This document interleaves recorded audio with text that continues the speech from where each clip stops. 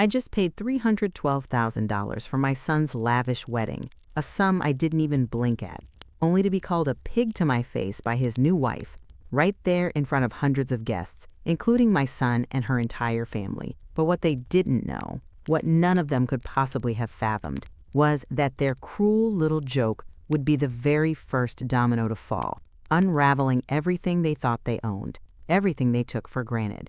And I was about to collect. Before we dive deeper into how I, Margaret Harrison, found myself in that nightmare, about to reclaim decades of disrespect and deception, please take a moment to subscribe to the channel and write in the comments what time it is where you are now. Your support means the world to me. For years, I was the quiet force behind Robert, my late husband, as we built Harrison Industries from a small manufacturing plant into a multi-million-dollar empire. Robert was the visionary, but I was the one who meticulously managed the finances, navigated the legal complexities, and strategized our growth. When Robert passed unexpectedly 15 years ago, a piece of me went with him, but he left me with more than just his love. He left me his controlling stake in Harrison Industries, a fact that, I admit, I kept quiet.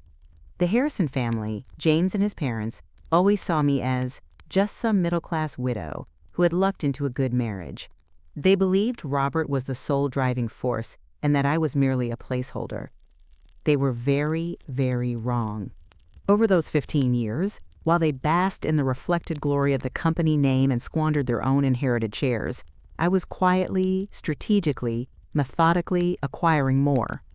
Every dividend, every bonus, every smart investment I made outside the company went into buying up more Harrison Industries stock, share by painstaking share, from distant relatives and minor stakeholders who were happy to sell. By the time Bradley, my only son, announced his engagement to Sophia Harrison, James's daughter, I already owned a decisive majority of the company. It was a secret I hugged close, a quiet power intended for the eventual benefit of my son, a legacy of hard work and foresight. Bradley, my sweet boy, had grown into a man who, unfortunately, struggled to find his own path. Despite every opportunity I provided, every connection I made, he always seemed to fall short, blaming everyone but himself.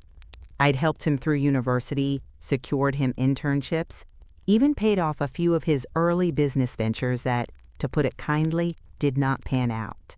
I loved him fiercely, perhaps too fiercely, to the point of enabling. I saw his struggles and I filled the gaps, hoping one day he'd find his footing. When he told me he was engaged to Sophia, a Harrison by birth, I was delighted. It felt like coming full circle, a merging of the families that had founded the company. I offered to pay for the entire wedding, all $312,000 of it, a gesture of love and support for my son, and a warm welcome to his new wife and her family. I wanted them to have the most beautiful day possible, no expense spared. I saw it as a celebration, a joining of two parts of my life I deeply cherished. The wedding itself was a spectacle, held at one of Chicago's most exclusive venues. Everything was perfect, from the floral arrangements to the gourmet meal, all paid for by me. As I sat at the head table, watching Bradley beam with happiness and Sophia glide around, regal in her designer gown, I felt a warmth spread through me. This was what it was all for, I thought, to see my son happy and settled. But that warmth turned to ice as Sophia, a few glasses of champagne in, approached the table where her parents, James and Patricia, were seated. She was a little too loud, a little too confident. I overheard her speaking, though she didn't intend for me to. "Can you believe it, Dad?" she slurred, gesturing towards me with a manicured hand. Bradley's mother paid for everything. Honestly, she eats like a pig, so uncouth, but at least she's good for something, right? A walking ATM. Her parents, James and Patricia, let out little snorts of laughter, covering their mouths, thinking they were being discreet. Their eyes flickered to me, then away, smirking. My heart constricted. It wasn't just the insult, the callous disregard for my generosity. It was the sheer contempt, the open mockery. I felt a flush creep up my neck, but I forced myself to remain still. to swallow the burning lump in my throat. This was my son's day, I reminded myself. Don't make a scene. As if on cue, James Harrison, Sophia's father, walked past my table, heading to greet some new arrivals. He paused, his eyes, still crinkled from Sophia's joke, widened as he did a double take at me. He stopped dead in his tracks. "Margaret?" he stammered, his usual pompous facade cracking. "My God, it's Margaret Harrison. You're Mrs. Robert Harrison." He was a prominent figure at Harrison Industries, always believing himself to be the ultimate authority simply because of his name. What he didn't realize was that I had stayed out of the day-to-day operations for years, letting my shares and proxy votes speak for themselves, but remaining largely anonymous to the younger generation of executives who only knew the Harrison name. His face, which just moments before had been full of smirking amusement, now drained of all color. He had just connected the dots. He recognized me not just as Bradley's mother, but as the woman whose name was on the quarterly shareholder reports as M. Harrison, the one who owned more of Harrison Industries than his entire family combined, the one he just heard his daughter publicly humiliate.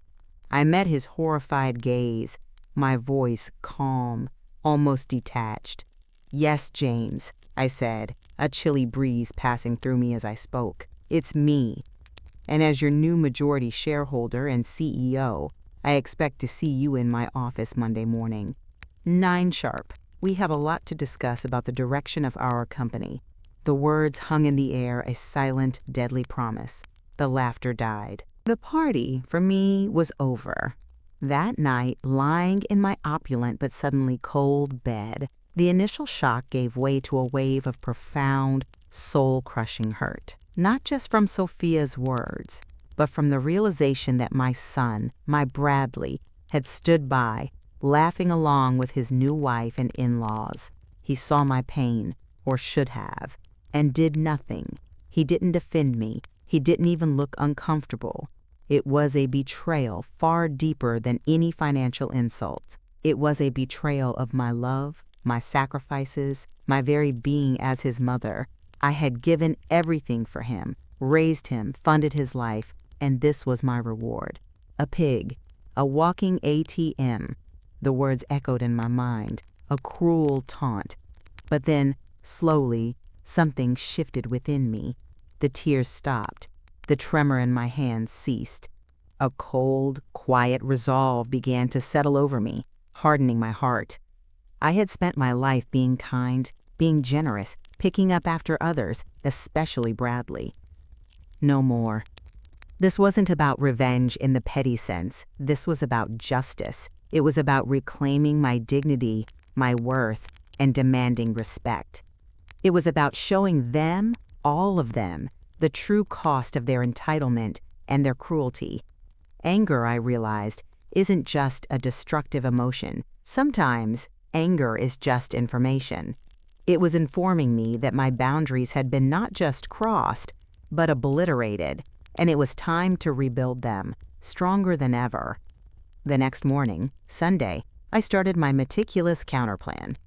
My home office, usually a place for quiet reflection, became a war room. I opened my safe and pulled out the thick binders documenting every single share purchase, every proxy vote, every legal agreement I had with Harrison Industries. I cross-referenced them with the original partnership documents between my late husband, Robert, and James's grandfather, clearly outlining the foundation of the company and the rights of the founding families. I had my attorney, Richard Patterson, on the phone before 8, despite it being a Sunday.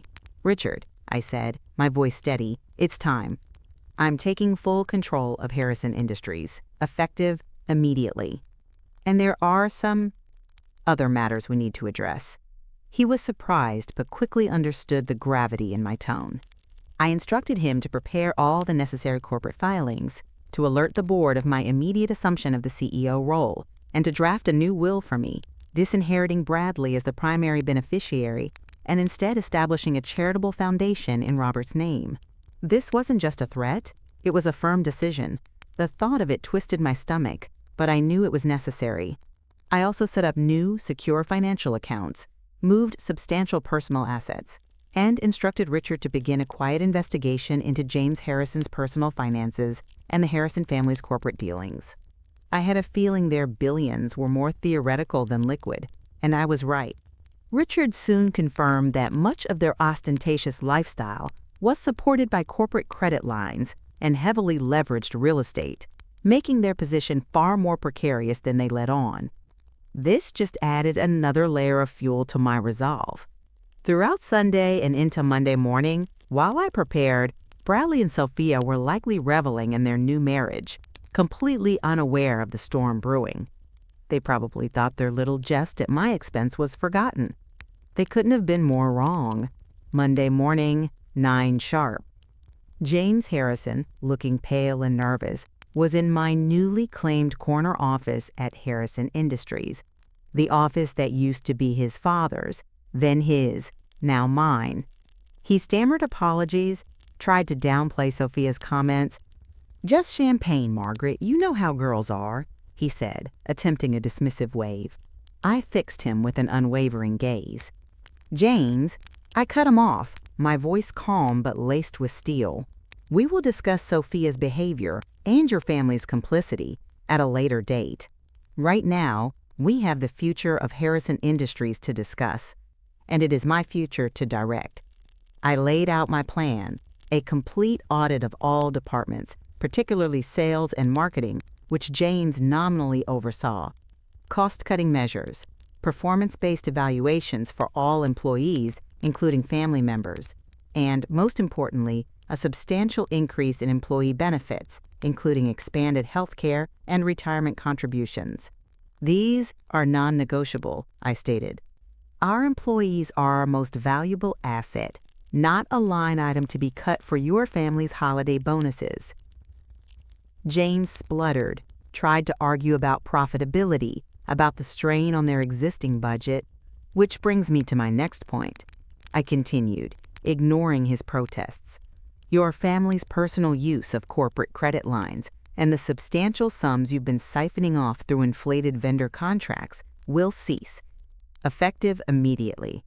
Our company's financial health is paramount, not your personal piggy bank." He was stunned, his face a mask of disbelief as I laid out figures he clearly thought were private. Then came another surprise. "I've also reviewed Bradley's resume," I said, looking at him pointedly. "And I've decided he'll be promoted to Director of Business Development. He needs a challenging role, a real chance to prove himself. And you, James, will be personally overseeing his training and mentorship." James gaped. This was a direct, humiliating reversal of power. Not only was he answering to me, but he was now essentially a babysitter for my son, a task he clearly resented. It was a subtle yet potent reminder of who was truly in charge. The rest of the week was a blur of meetings. I met with all department heads, restructured reporting lines, and introduced a new, stringent accountability framework. James and Patricia were frantic. Patricia called me, attempting to smooth things over with a lunch at the Chicago Club, hoping for a return to some semblance of the old social order. I accepted, curious. Over an exquisitely prepared meal, Patricia tried to appeal to my good nature, hinting at how difficult these changes were for James, for their family. I listened politely, then slid a folder across the table. It contained a detailed breakdown of the Harrison family's true financial situation, the astronomical debts, the over-leveraged properties, the reliance on the very corporate credit lines I had just cut off. "Patricia," I said softly, "your family is not nearly as wealthy as you pretend to be. The billions are an illusion. Harrison Industries is the only thing keeping your lifestyle afloat. And now, it's going to be run properly, profitably, and ethically. You will adapt, or you will find yourselves with nothing." Her face fell. She tried to bluff, to threaten, to appeal to, quote, family tradition, but I simply met her gaze with a calm, unwavering resolve. The days of me being the middle-class widow were over. Later that week, I arranged a private dinner with Bradley. I wanted to understand. I wanted to hear it from him. He was excited, thinking I was going to congratulate him on his promotion. I let him talk for a while about his plans, his happiness with Sophia, his new life. Then I changed the subject. "Bradley," I began, my voice quiet. "Sophia apologized to me this morning." A genuine, heartfelt apology for her words at the wedding. He looked surprised, even a little smug. "Oh, did she? Well, you know, Sophia, she gets a little carried away." I looked at him, my heart aching. "No, Bradley. She didn't just apologize for the words. She apologized for repeating what you told her about me." His face froze. "She told me," I continued, "that you had painted me as a controlling, manipulative mother.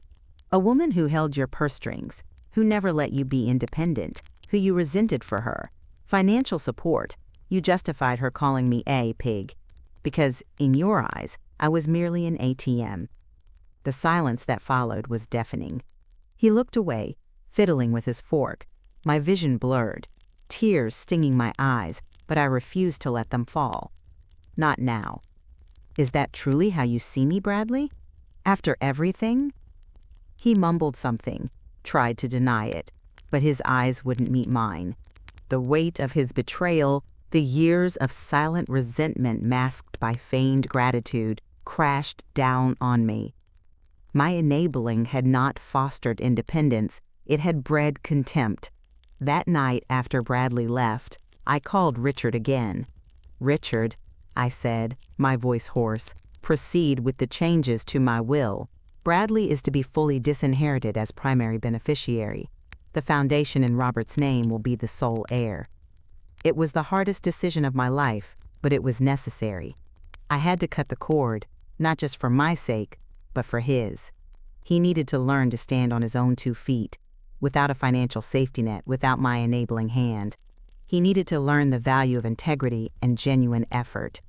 The real crisis, however, came to a head a few days later. Bradley, pale and trembling, showed up at my home office. He confessed. He'd been fired from his previous job months ago, before the wedding, but had kept it a secret from Sophia and me, desperate to maintain the facade of success for his new wife. To cover his tracks and keep up with Sophia's lavish tastes, he had committed identity theft and fraud, forging my signature on loan applications, securing over $120,000 in personal loans under my name. He had used my social security number, my banking details, everything. He collapsed into a chair, sobbing, begging for forgiveness, admitting he'd spiraled. My blood ran cold. Identity theft, fraud. This wasn't just disrespect, it was criminal. My first instinct was to call the police, to protect myself, but then I thought of Robert, of the Harrison name, of the scandal. My reputation, and the reputation of Harrison Industries, would be irrevocably damaged. I took a deep breath. "Richard," I called him, my voice dangerously calm. "Bradley needs you." Immediately. Together, Richard and I mapped out a plan. To protect my name and the company's reputation, I would take responsibility for the debts, paying off the $120,000 plus interest, which totaled closer to $137,000.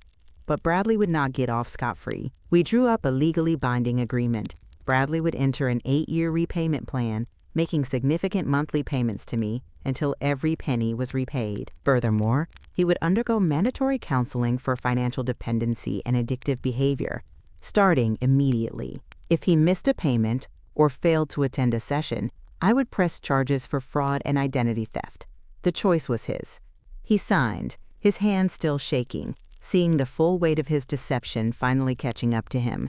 He had chosen fraud over honest work, and now he would pay the price. The final, climactic confrontation happened just a few days after. Sophia, tears streaming down her face, burst into my office. She had found the loan documents.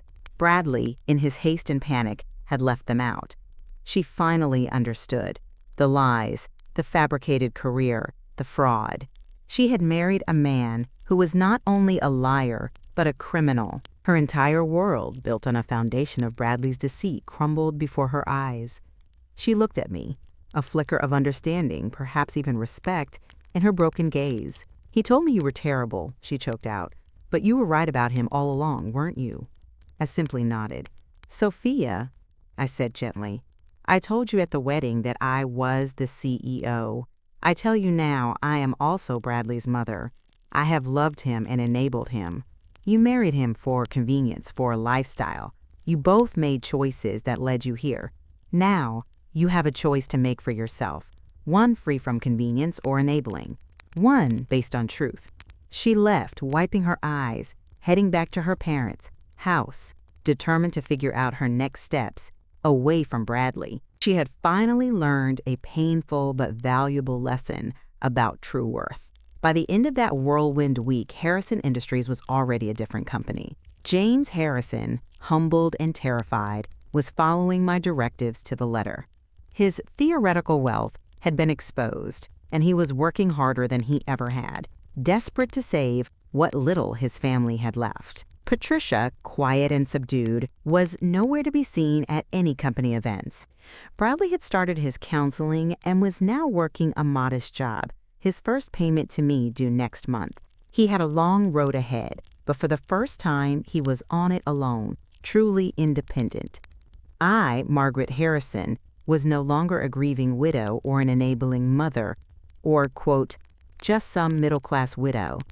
I was the CEO, the majority owner, the force that had set things right. I had reclaimed my company, demanded respect, and, most importantly, I had reclaimed myself. The pain of betrayal lingered, a phantom ache, but it was overshadowed by a profound sense of purpose and peace. My villa by Lake Michigan, once a lonely place, now felt like a sanctuary, a place where I could truly begin again on my own terms. Justice, I realized, wasn't about gleeful revenge. It was about balance, about truth, and about the restoration of self-respect. It was about creating a new empowered beginning, not just for me, but for the company and, I hoped, for Bradley too, in his own difficult way. If this story resonated with you, please like this video, subscribe to the channel, and share your impressions in the comments below. To listen to the next story, simply click on the box appearing on the left. Thank you for watching.